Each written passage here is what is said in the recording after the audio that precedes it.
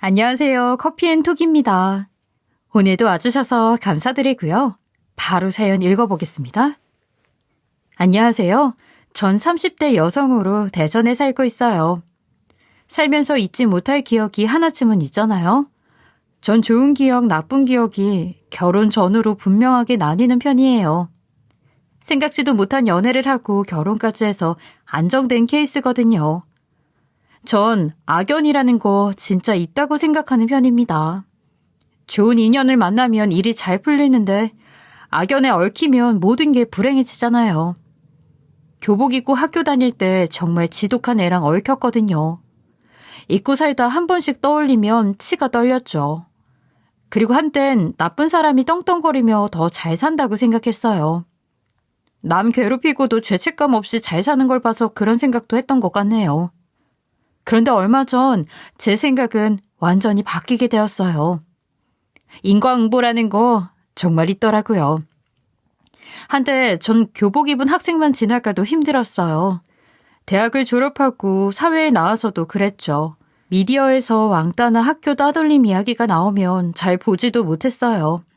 아물지 못한 상처 때문에 그랬던 것 같아요. 나이 먹어도 사람들 앞에만 서면 저도 모르게 작아졌죠. 이유는 고등학교 때 당한 괴롭힘과 따돌림 때문이었어요. 고등학교 1학년 때 반에 노는 무리의 아이들이 몰려 있었죠. 전 노는 애도 아니었고 눈에 띄지도 않았어요. 그런데 하반기에 걔네 무리 중 한 명과 제비뽑기로 짝이 되었어요. 그때부터 지옥은 시작됐던 것 같아요. 노는 애 중에 진화라는 애가 있었는데 얘가 정말 지독했어요. 반 친구들을 돌아가며 괴롭혔죠. 수법이 너무 교묘하고 악랄해서 다들 무서워했던 것 같아요. 웬만하면 걔를 피해서 생활하고 있었는데 하필 짝이 된 거였습니다. 전 고등학생 때 여드름이 나기 시작했어요. 호르몬 폭발로 여드름이 엄청 생겨서 안 그래도 스트레스였는데 그런 저한테 진화가 악담을 날렸어요. 야야, 너 거울은 봐? 네 얼굴 꼭 멍게 같은 거 알아? 네 얼굴 바닷물에 한번 담가봐. 멍게들이 친구하자고 달려들 것 같은데?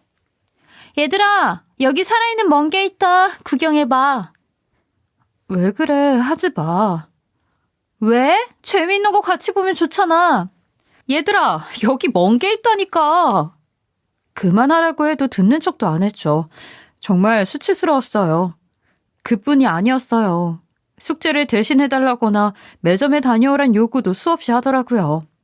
정작 본인은 거울만 들여다보면서 공주 노릇을 했고요. 날로 심해지는 요구에 제가 싫다고 거절하자 본격적인 괴롭힘이 시작됐습니다. 악랄한 수법은 점점 진화를 했어요. 한 번은 걔 말을 무시했더니 제가 화장실에 가는 걸 따라오더라고요.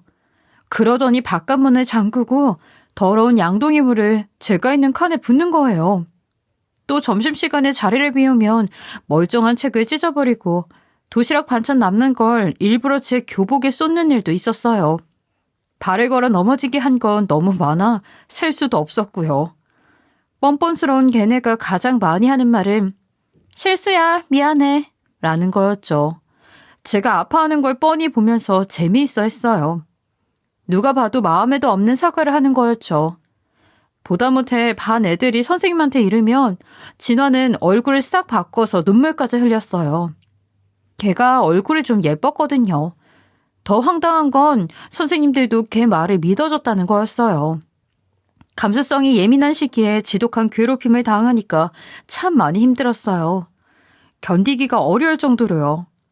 한 번은 옥상에서 소리를 지르고 생을 마감하고 싶단 마음이 들었죠. 부모님과 오빠는 별 도움이 안 됐어요. 장사 때문에 부모님은 늘 바쁘셨고 오빠는 자기밖에 몰랐어요.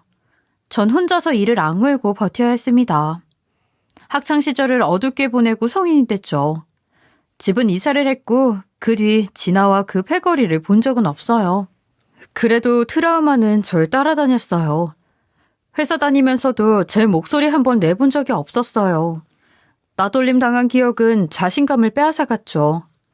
새로운 사람을 만나도 저 사람이 날 싫어하겠지? 이런 두려움이 늘 앞섰어요. 회사에서 일은 성실하게 잘했지만 동료들과는 친해지는 일 없이 조용히 지냈습니다. 제가 다가가지 않으니까 사람들도 나중엔 절 없는 사람 대하더라고요. 오히려 전 그게 편했어요. 인사 안 해도 되고 쓸데없는 말 안 섞어도 되니까요. 가끔 회식을 하면 전 조용히 밥만 먹고 일어났죠. 근데 딱 한 분, 말 없는 저한테 항상 인사를 해주던 과장님이 있었어요. 묵묵히 야근을 하고 있으면 피로회복제나 사탕 같은 것도 챙겨주셨고요. 늘 따뜻하게 대해주시니까 저도 과장님이 편했어요.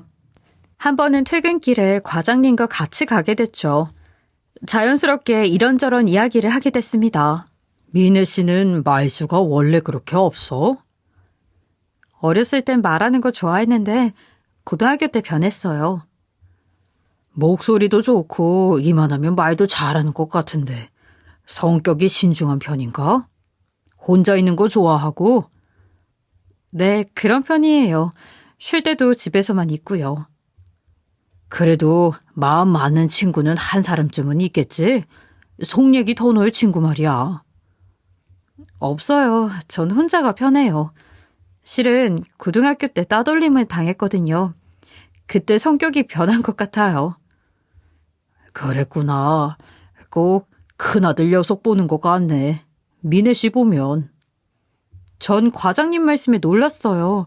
장성한 아들이 있는 줄 몰랐거든요. 그러면서 저한테 이러셨죠. 생각을 자꾸 속으로만 삭히면 병 된다고. 좋은 친구 하나 만들어 보라면서 번호 하나를 주셨어요. 전 누구 번호냐고 물어봤죠. 큰아들 번호야. 둘이 비슷한 점이 많아서 금방 친해질 것 같은데. 한번 얘기 나눠봐. 부담 갖지 말고. 전 괜찮다고 혼자가 편하다고 했는데 과장님은 끝까지 번호를 주셨어요. 그리고 또 한 번 놀란 부분이 있었죠. 과장님 아들은 10대 때 유학을 갔는데 그 계기가 따돌림을 받아서였대요. 어려서 먹성이 좋았는데 청소년기에 100kg가 넘게 됐고 그것 때문에 학창시절에 놀림을 받았다는 거였어요. 힘들어하다가 외국으로 도망치듯 떠나게 된 거야.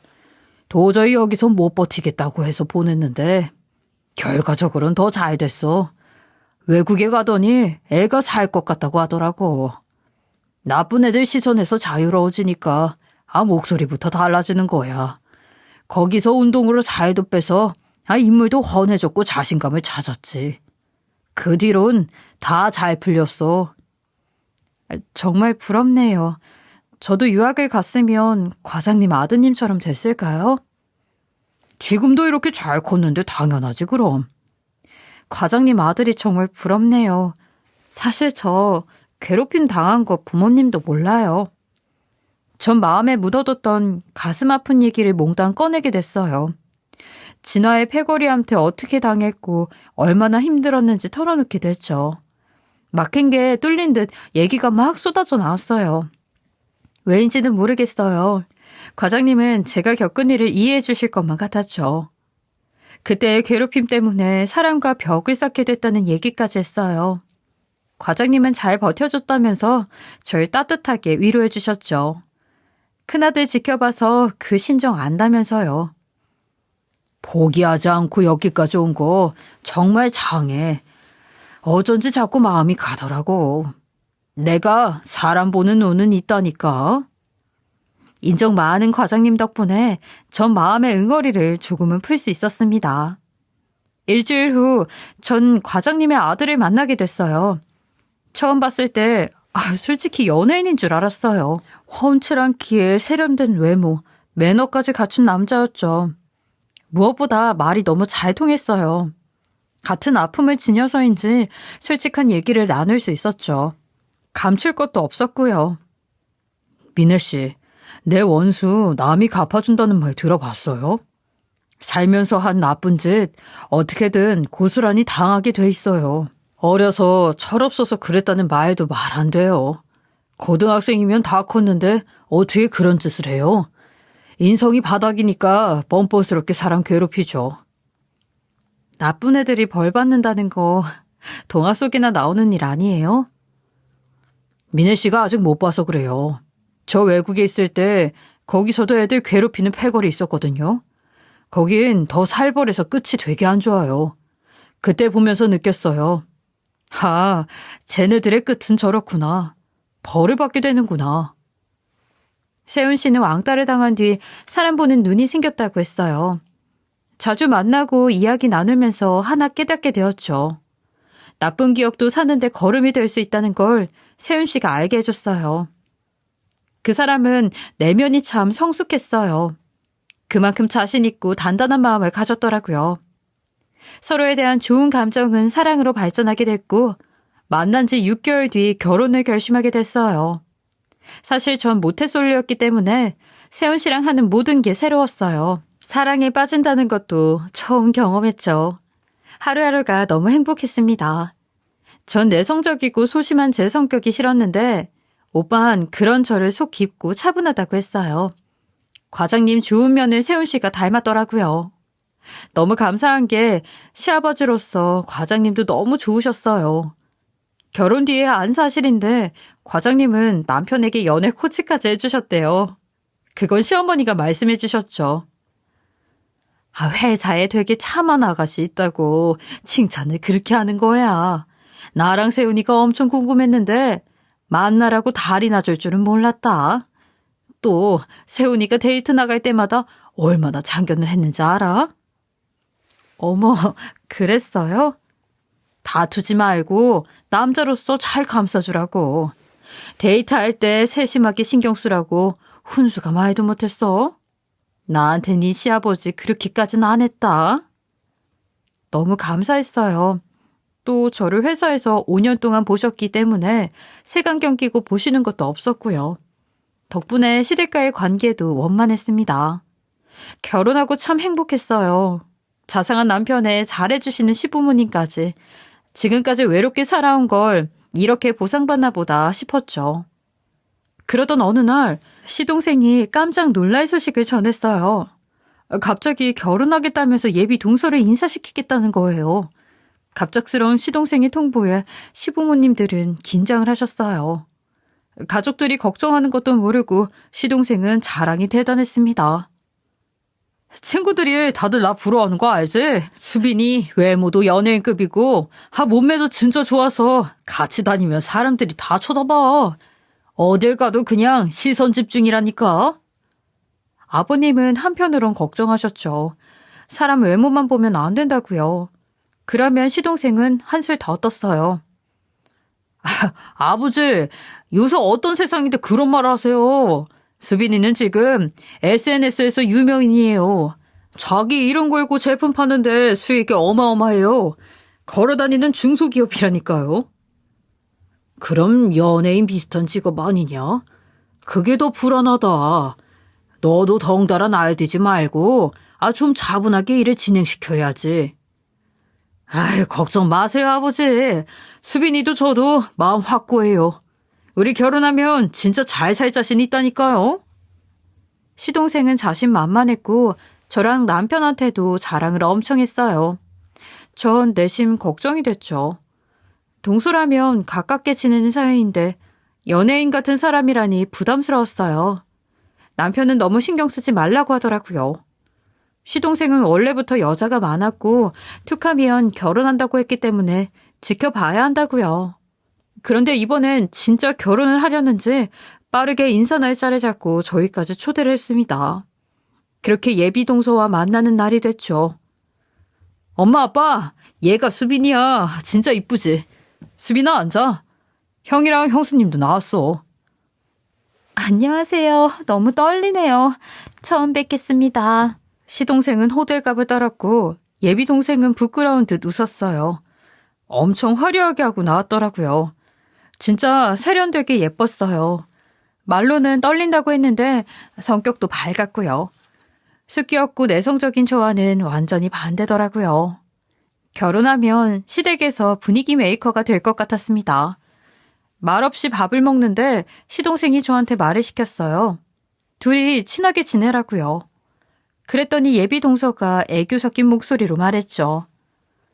자기가 안 그래도 우리 친해질 수밖에 없어. 며느리라고 둘 뿐인데 당연히 잘 지내야지. 그렇죠, 형님? 앞으로 잘 부탁드려요. 네? 네. 말 놓으세요. 제가 손 아래잖아요. 그럴까? 제가 어색하게 웃으니까 남편이 나섰죠. 무리하게 친해지는 것보다 천천히 알아가는 게 더 좋다고요. 앞으로 계속 보고 살 거니까 급할 것 하나도 없다면서 절 감싸줬어요. 근데 갑자기 정강이를 누가 툭툭 치는 거였어요. 전 깜짝 놀라서 움찔했죠.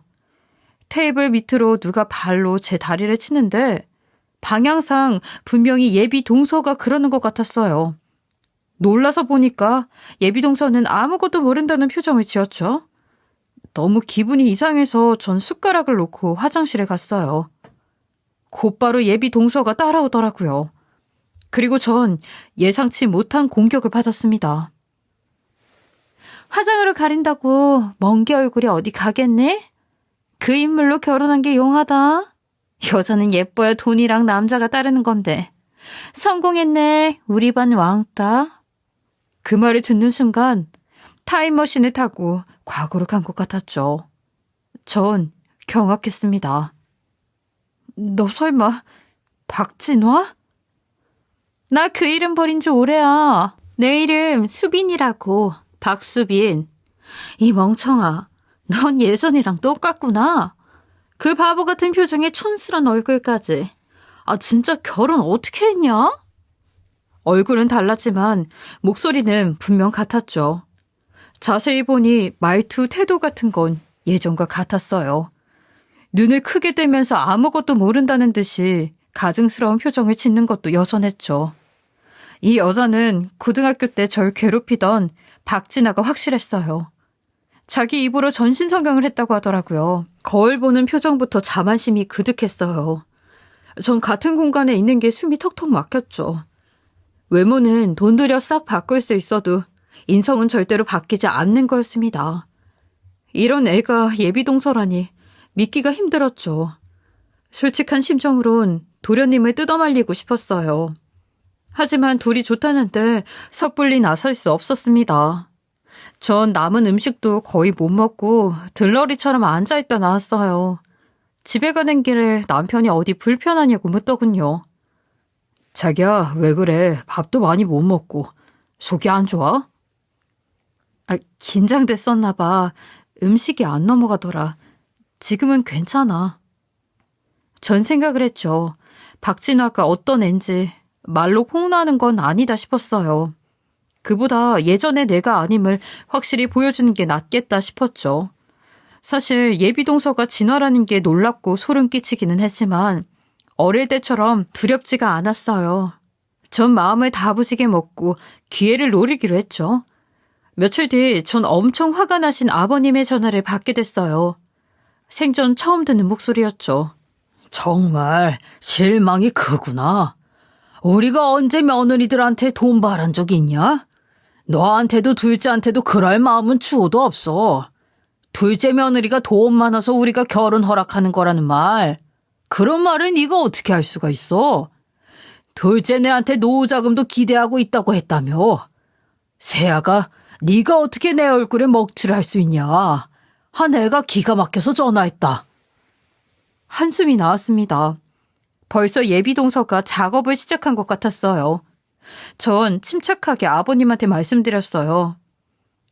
그런 말 한 적 없어요, 아버님. 저 아시잖아요. 제가 예비동서한테 돈 얘기를 왜 해요? 통화를 한 적도 만난 적도 없어요. 정말이냐? 그런 말 한 적 없어? 맹세해요. 결단코 없어요. 제가 왜 그런 얘기를 하겠어요. 가족 외에는 낯가려서 입도 뻥끗 못하는 거 아버님이 잘 아시잖아요. 어머니까지 여러 번 확인을 하시더라고요. 예비동서가 저한테 들었다면서 이상한 얘기를 했다는 거였어요. 얘기가 너무 구체적이고 자세하니까 시부모님도 깜빡 속으신 거였죠. 진화의 정체를 모르시고 그 말을 다 믿으신 모양이었습니다. 물론 전 알고 있었어요. 진화 걔는 지독한 거짓말도 서슴없이 하는 애였으니까요. 저 믿어주세요, 아버님. 제가 어디 돈 얘기 먼저 꺼낼 사람이에요? 뭔가 오해가 있었나 보다. 어쨌든 둘째네. 아직 결혼한 것도 아니고 우리 식구 아니니까 너도 말을 가려서 하는 게 좋겠다.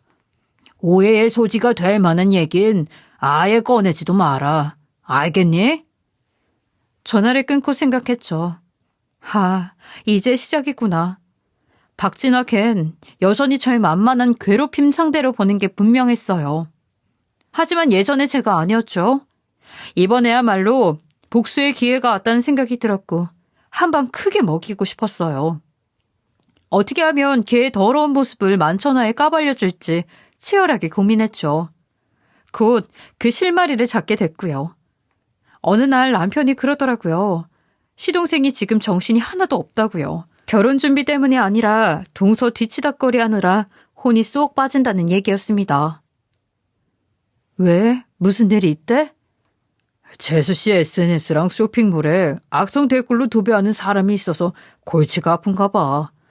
재수 씨는 다 거짓말이라고 펄쩍 뛰고 울고 불고. 악성 댓글? 재수 씨가 가족을 지독하게 괴롭혔다면서 댓글 창마다 도배를 한다는 거야. 재수 씨는 절대 아니라고 하고 스트레스로 쓰러지기까지 했다는데. 안 되겠으니까 재훈이가 제발 그만해달라. 돈을 주겠다고 해도 그쪽에선 오히려 펄펄 뛴대. 재수 씨가 진심 어린 사과를 안 하면 절대로 멈추지 않겠다고. 듣기만 해도 심란하더라. 그런 일이 있어? 골치 아프겠네. 남편이 외출하자마자 예비동서가 운영하는 SNS와 쇼핑몰에 들어가 봤죠. 댓글창을 본 순간 익숙한 동창 이름을 봤어요. 성이 특이해서 분명히 기억하는 아이였습니다. 전 고민하다가 용기를 내서 그 친구한테 메일을 보냈어요. 반나절 만에 답장이 왔는데 걔도 절 안다고 했죠. 며칠 후 우린 만났고 담담하게 얘기를 나눴어요. 제가 그랬죠. 나 1학년 5반 왕따 기억하지? 미안하다 미네야. 고등학교 때 너 힘든 거 다 알았는데 모른 척했어. 지나 패거리 하는 짓 전교생이 다 알았잖아. 그런데도 불통될까 봐 다 알면서도 외면했던 거야. 내가 그 벌을 받는 것 같아. 나만 아니면 된다고 생각했는데 내 동생이 박진아한테 당할 줄은 상상도 못했어. 들어보니 친구에겐 동생이 있었고 동생이 취업한 회사에 예비동서가 있던 거였어요. 회사에서도 진아는 친구 동생을 지독하게 괴롭혔고 스트레스를 이기지 못한 동생은 정신적으로 큰 상처를 입어 몇 년째 집에서 못 나오고 있다는 얘기였습니다. 대인기피증을 심각하게 앓아서 가족들 걱정이 정말 많대요. 여기저기 피해주고 다니면서 착한 척하는 예비동생의 얼굴이 떠올랐어요. 그 쓰레기 같은 인성으로 몇 사람을 망쳐놓는 건지 한탄스러웠죠. 저도 사정 얘기를 했어요. 박진아, 내 시동생이랑 결혼한대. 내 동서가 된다는 거지. 이게 말이 된다고 생각해? 뭐? 그게 사실이야? 얼굴 싹 꽂히고 순진한 척 웃는데 정말 역겨워. 어떻게 하면 개망신을 줄 수 있을까 고민 중이야. 이번엔 진짜 가만 안 있을 거야. 친구는 충격받은 것 같았어요. 이제 곧 결혼식이라고 하니까 저를 먼저 도와야 할 것 같다면서 녹음기를 하나 주더라고요. 결정적인 순간에 터뜨리라고 해서 알았다고 했어요. 친구 덕분에 힘이 나더라고요. 전 친구의 녹음기와 먼지 쌓인 졸업 앨범을 챙겨서 시댁으로 향했습니다. 제가 식구들을 다 모았어요. 지난번 오해 얼굴 보고 풀자고 했죠. 불이 나게 달려온 예비동서는 제 앞에선 여전히 떳떳했어요. 시부모님, 저희 부부, 시동생과 박진아까지 모두 거실에 앉았죠. 제가 먼저 입을 열었어요. 아직 결혼 안 했으니까 동서라고 하는 거 이상하잖아? 동갑이니까 말 편하게 할게. 아버님, 어머님한테 지난번에 뭐라고 했어? 왜 없는 말을 만들어서 분란을 일으켜? 그 애는 미안해하는 기색이 하나도 없었죠. 지어낸 말을 막 떠벌리면서 절 이상한 사람으로 몰아세웠어요. 그뿐 아니라 제 어두운 과거를 다 알고 있다면서 절 협박까지 하더라고요. 여기 모인 가족들 그쪽 어두운 과거 모르죠. 그래, 모르는 게 좋겠어요. 알면 미네 씨랑 말도 섞기 싫어하실걸요? 그리고 왜 했던 말을 안 했다고 오리발을 내밀어요. 분명히 그랬잖아요. 아버님, 어머님이 내 돈 보고 허락하신 거라고. 내가 두 분 노후까지 책임져야 할 거니까 단단히 각오하라고요. 정말 한 치 앞도 못 보는구나. 넌 인성 쓰레기야. 뭐라고요? 기가 막혀서. 재훈 씨, 나 여기서 이런 얘기 듣고 있어야 해? 제가 가만히 있으니까 진짜 아무것도 모르는 줄 알아요? 미네 씨 가가 어땠는지 여기서 다 불까요? 음침한 성격의 친구 하나 없이 학교 다닌 거 아주버님도 알아요?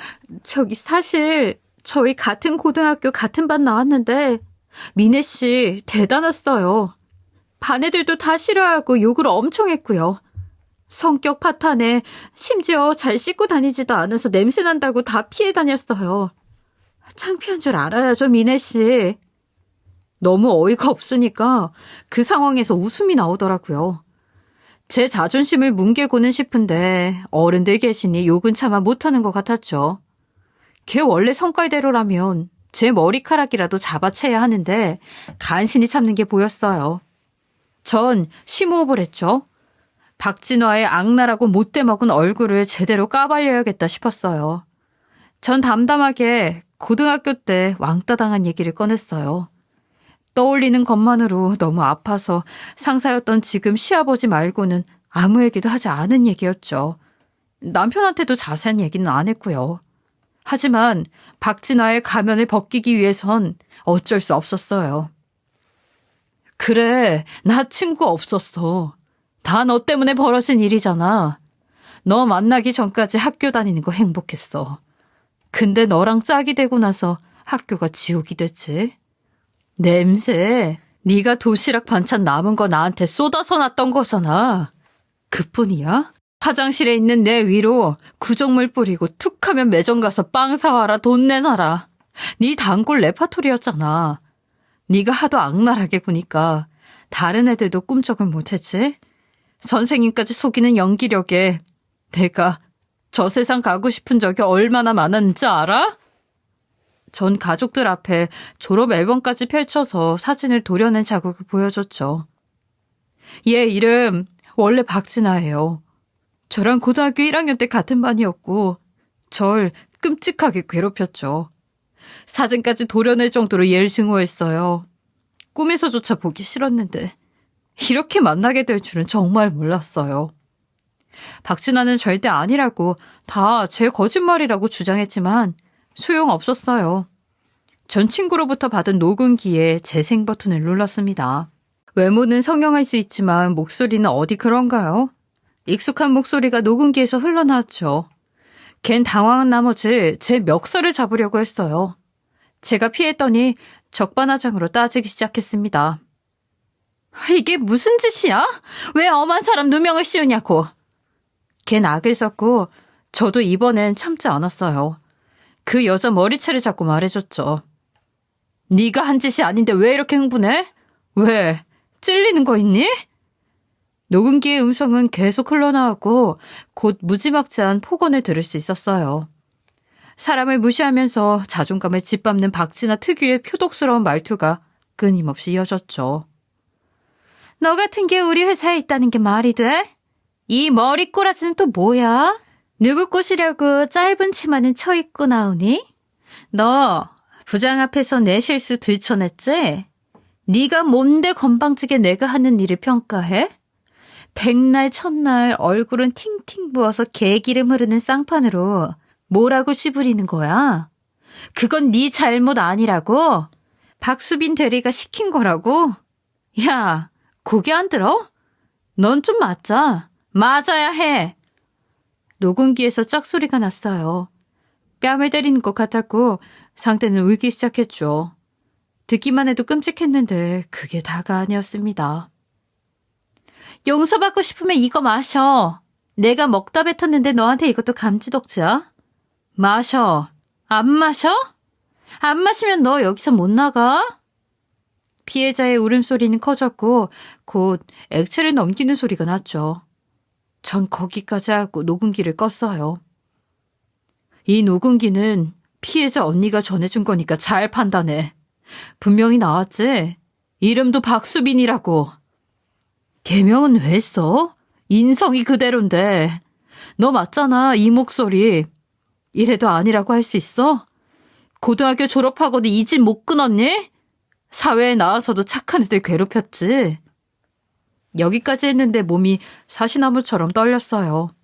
남편이 절 조용히 자리에 앉히더라고요. 그러곤 그 여자를 잡아 끌어 무릎을 꿇렸어요. 열받은 건 남편뿐만이 아니었죠.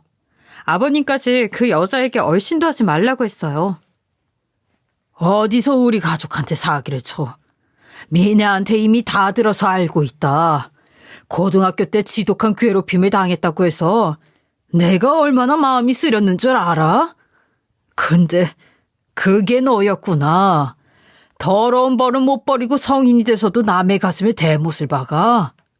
아닌 척 연기하고 가면 쓰고 우리 집에 분란을 일으켜. 우리 집에 얼씬도 하지 마라. 재훈이 넌 얘 데리고 빨리 나가. 당장 내 눈앞에서 사라지라고. 여보, 소금 갖고 와서 현관에 왕창 뿌려요. 시동생도 얼굴이 싸늘해져서 진아를 허겁지겁 데리고 나갔어요. 결국엔 이 집에서 완전히 내쫓기고 말았습니다. 박진아가 도망치듯 빠져나가는 모습을 보며 저도 오열했어요. 오랜 시간 동안 여전히 전 왕따 피해자였습니다. 상처는 아물지 않은 채 깊숙이 숨어 있었죠. 이번에 박진아한테 다 해대고 나니 속에 뭔가가 쑥 내려간 것 같고 옥에서 나온 느낌이었어요. 한참을 그렇게 오열하고 정신을 차려보니까 제 곁엔 가족들이 있었죠. 시부모님과 남편 그리고 나중에 들어온 시동생이 보였어요. 남편은 말없이 눈물을 닦아줬고 시아버지는 등을 두드려 주셨어요. 시동생은 고개를 숙이며 미안하다고 했죠. 특히 아버님은 많이 미안해하셨어요. 내가 뭐에 홀렸던 것 같다. 착한 널 오해하다니 정말 미안하구나. 그리고 고맙다.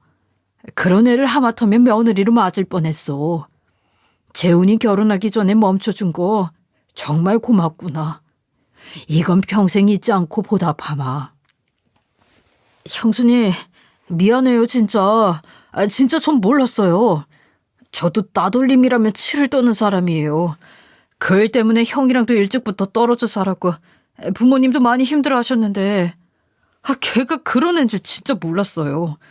작정하고 속이는데 귀신에 홀린 것도 아니고 완전히 속았어요. 너무 죄송해요 형수님. 결국 시아버지와 남편 그리고 시동생은 박진아한테 복수해주겠다고 나섰죠. 너무 안심되고 감사했어요. 며칠 후에 만난 친구 역시 잘 됐다고 했죠. 혼자 싸우던 친구는 덕분에 든든한 지원군이 생긴 거였어요. 우린 박진아가 파낸 물건들을 다 파헤쳤어요. 걔는 뼛속부터 거짓말쟁이의 사기꾼이었죠. 자기 이름 걸고 가짜 다이어트 약부터 화장품까지 인체에 유해한 상품을 끝도 없이 만들었더라고요. 아무리 벗겨도 사기 행각이 양파처럼 끊임없이 나왔어요. 법을 어기고 사람을 속이는 게 걔의 존재 이유였나 봅니다. 잠시 일을 도왔던 시동생도 아는 것들을 다 폭로해줘서 도움이 됐어요. 우린 정보를 취합해 몽땅 신고하고 인플루언서로 활동 중인 박진아의 실체를 만천하에 알렸습니다. 학교폭력 가해자, 불법을 저지른 사기꾼 박진아는 그렇게 인기의 중심에서 사라졌어요. 그리고 저지른 일의 대가를 처절하게 받게 됐죠.